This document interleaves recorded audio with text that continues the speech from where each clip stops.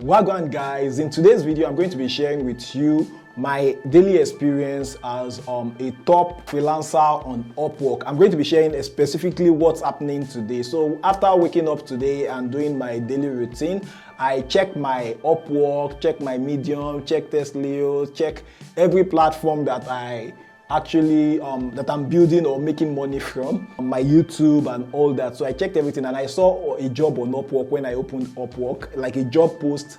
Then after looking at the job post, I felt, oh, this job is a job I'm actually going to get. I'm definitely going to get this job, provided the client actually view my proposal. And why do I have such confidence, like bidding for a job and being sure that the job will be gotten? Is because the client requires the knowledge of a specific platform. The platform is relatively new in the industry, not too popular, and not many people that are in my own field know about the platform. And I have been using it for like a year, almost about when they started, almost about when they launched. I think about 2 months after they launched, I have been using it.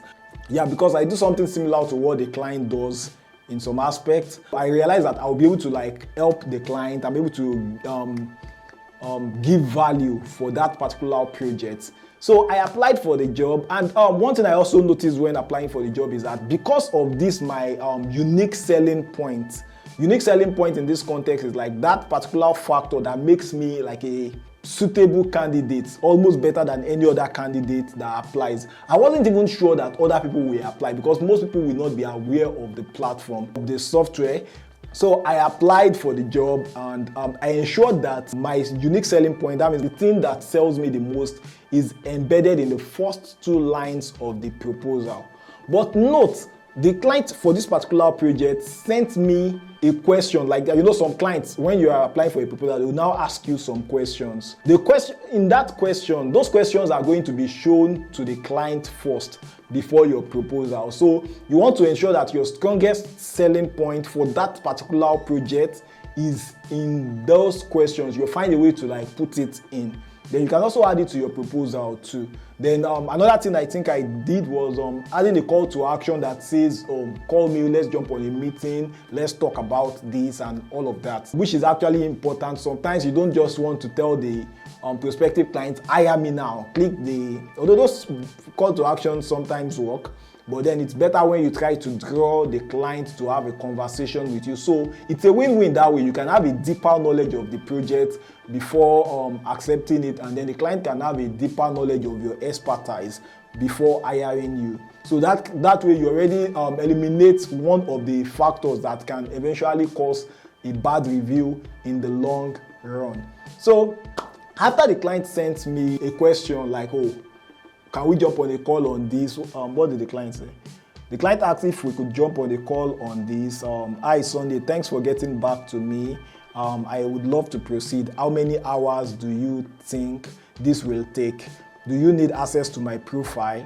Are you free for a call now? So you can see like your proposal sometimes give the kind of response that the client is going to respond to you. Like you already suggested a call, so the client is also going in that direction, and the client is looking like a very serious client. The client is ready to hire. You can also tell that. You can also tell that the client is definitely not a scam client. Yes, I responded 2 minutes after the client. That means the client reached out by 8:32, and then I responded by 8:34. I'm sure it's before the exact hour, before the exact minute of 8:34, maybe 1 minute, seconds. The client was still on desk. So when the client was like, okay, thanks, because maybe I was too eager, I was ready to jump on a call with the client immediately. And I think most of us should do that. Should be ready to jump on the client, whatever you do. You don't want to postpone the conversation with the client till later, because a lot of decisions can be made before then. An Upwork policy alert showed up, which I'm quite surprised, which is very wrong, because the policy alert says that this message was removed. That means the message the client sent to me, because it includes contact information. Sharing contact details outside the contract workroom violates our terms of service and could lead to suspension. So what did the client say? The client said, thanks, can we do 10 a.m.? Currently sitting in a call. So this should not warrant a policy alert. Or could it be that the client sent me an email or something that now got deleted that I'm no longer seeing, but just seeing this thank you. This thanks, can we do 10 a.m.? I guess that is what must have happened. Maybe the client sent me their phone number thinking that was what I referred to when I said a call.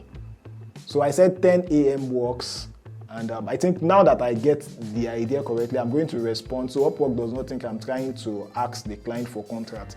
These are the kind of misconception that leads to suspension of accounts sometimes, so we should be very careful. Sometimes our clients can put us into trouble being innocent, so we need to be able to manage the situation. So I'm going to respond to the client like, okay, yeah, he has even sent me a contract, so I've accepted the contract and we are speaking on Upwork here.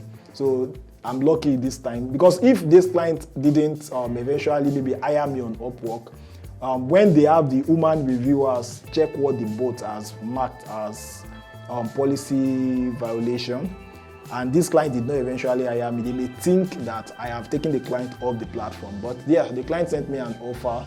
I would quickly edit this video. I won't spend more than maybe 15 minutes on this video because I'm not going to be doing any serious editing on this video. I'm just going to cut out the beginning part where I make a mistake and then push it out so you guys can learn from my experience. What have you experienced this week that is interesting that you would like to share with us, whether as a freelancer or totally out of freelancing?